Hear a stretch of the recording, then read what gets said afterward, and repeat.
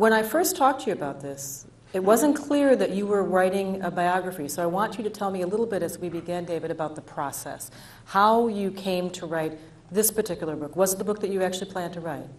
I think it was a probably less ambitious book, and maybe even more focused on the question of race and less biographical, but it became clear in research that the more it became a biography full-blown, and I fully expect that 20 years from now, or however many years from now, some new Robert Caro will come along and write a 6-volume biography with all the requisite archives of the presidency and all the rest. That goes without saying. But in fact, I saw you at the inauguration. There was a party for Gwen Ifill, who had written a terrific book called The Breakthrough, about this generation of young or younger African-American politicians, not just Obama, but Cory Booker and Arthur Davis and all the rest.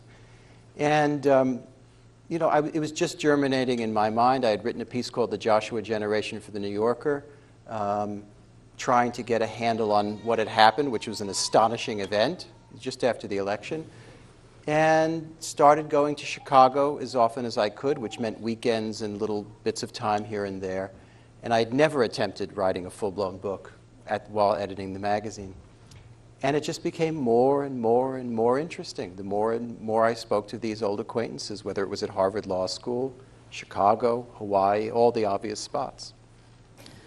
When you do much to fill in, I don't want to say blanks, but to fill in spaces in his own book, because he's told us his own story, but you learn much more in researching this book.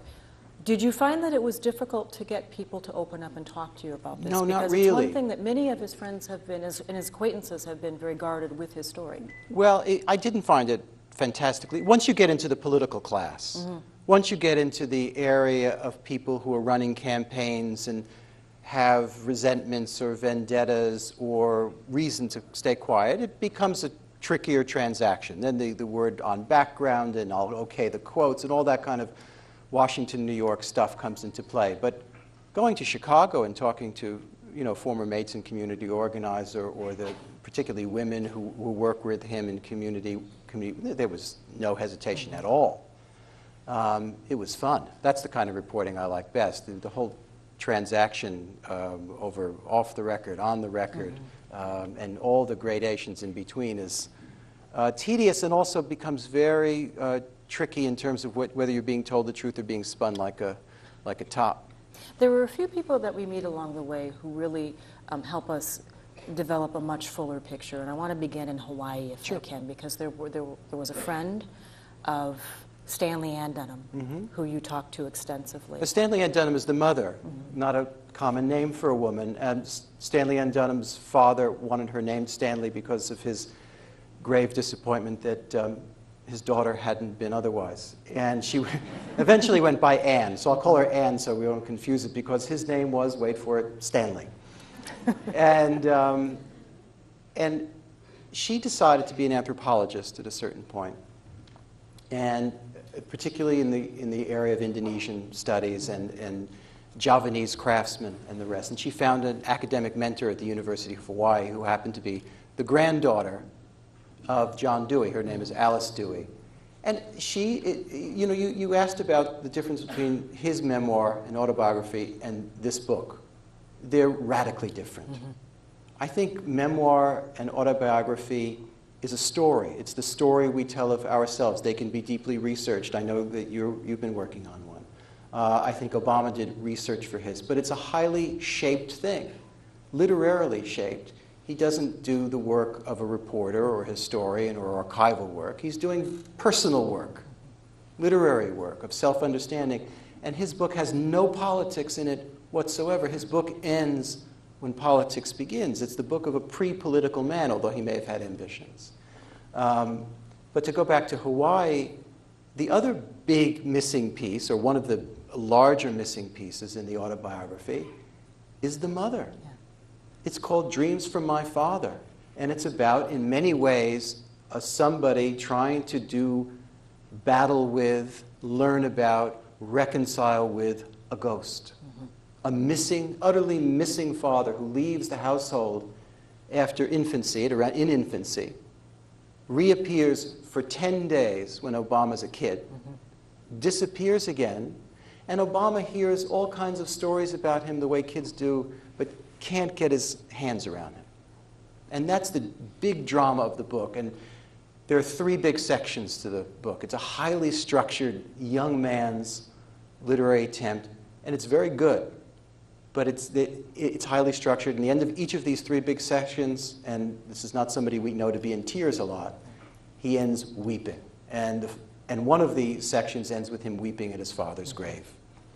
Whereas his mother comes off, I thought, maybe you all disagree with me, in the campaign and from the journalism, as kind of flighty, a certain kind of 60s character with a batik skirt, and interested in kind of left-leaning politics of international development sort, kind of pathetically trying to help her African-American son understand being African-American by giving him Mahalia Jackson records or certain kinds of books. I mean, what could she do? In my view of it, in my research of it, and talking to Maya, Obama's half-sister, who spent even more time with the mother, and many other people, she's an immensely interesting figure. And very complex. Extremely complex. Obama adores her, and yet is confused by her absences during high school, and probably suffers from them. I mean, he's being raised by his grandparents, not something everybody loves. And I just found her to be an immensely richer character in life than she was in his autobiography. And she was trying to help him deal with being an outsider in many ways, and yet when she brings him to Indonesia, they have to basically move out of the house.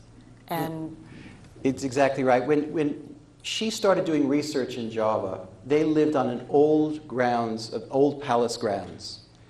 And because there was a relation there that the second husband had royal relations. Mm-hmm. So they were allowed to live on palace grounds near Yogyakarta.